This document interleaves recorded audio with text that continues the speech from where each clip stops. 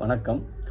ஒரு தொழில் ஆரம்பிக்கிறதுக்கு முன்னாடி அந்த தொழில் எப்படி நடத்தணும், அதில் என்னெல்லாம் அம், இடையூறுகள் வரும், அதை எப்படி சரி பண்ணணும், அதில் முன்னேற்றம்னா என்ன தான் பண்ணணும்னு ஏற்கனவே அனுபவம் அறிவும் உள்ள அறிஞர்கள்ட்ட முன்னாடியே, நம்ம தொழில் ஆரம்பிக்கிறதுக்கு முன்னாடியே அவங்கள்ட்ட இணக்கமான ஒரு சூழல் கிரியேட் பண்ணி அவங்கள்ட்ட நல்லா பழகி விஷயங்கள்லாம் தெரிஞ்சுக்கணும் அப்படின்ற மாதிரி சொல்கிறார். தெரிஞ்சு வச்சுக்கிட்டு அதுக்கப்புறம் தொழில் ஆரம்பிக்கணும் அப்படின்ற மாதிரி சொல்கிறாரு.